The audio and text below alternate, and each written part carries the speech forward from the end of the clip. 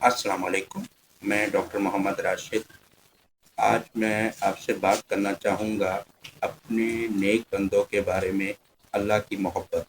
ایک فقرہ جو آپ کو بھی شاید زندگی میں بارہا دفعہ سننے کو ملا ہو کہ کوئی ایسا شخص فوت ہو جائے جس کے بچے بہت چھوٹے ہوں، خاص طور پہ بچے چھوٹے ہوں، تو ہمیں اسی وقت سے اسی دن سے ہمیں یہ سینٹینس بہت زیادہ سننے کو ملتا ہے کہ بچے بہت چھوٹے ہیں، ان کا کیا بنے گا، کیسے سروائیو کریں گے۔ تو اس کا جواب سورہ کاف کے ایک واقعے میں اللہ تعالیٰ نے بڑی وضاحت کے ساتھ بیان کیا۔ ایک شخص بہت ہوا جو نیک تھا، اس کے بچے چھوٹے تھے، اس نے اپنے بچوں کے لیے خزانہ دیوار کے نیچے دفن کیا ہوا تھا۔ دیوار گرنے کو آ گئی، خزانہ جو ہے وہ راز میں نہ رہتا۔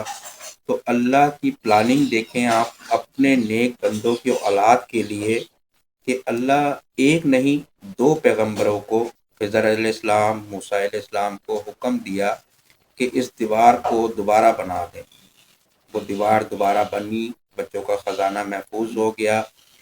تو یہ دیکھیں کہ جب ہم اللہ کی رضا حاصل کرنے کے لیے صرف اور صرف اس کے پیغام کو پہنچانے کے لیے جو مین مقصد ہمارا دنیا میں آنے کا تھا، اس پر کام کرنا شروع ہو جاتے ہیں، تو اللہ کس طرح ہمارے لیے، ہماری اولاد کے لیے، آنے والے وقت کے لیے پلان کرتا ہے کہ ہم سوچ بھی نہیں سکتے۔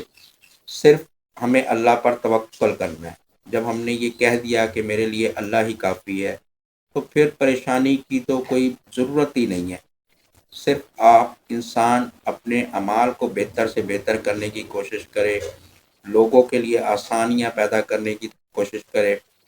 جب ہم لوگوں کے لیے آسانیاں پیدا کریں گے تو پھر ہمارے لیے جو آسانیاں اللہ کی طرف سے آئیں گی، وہ شاید انسان سوچ بھی نہیں سکتا، وہ انسان کے تصور میں بھی نہیں آ سکتی۔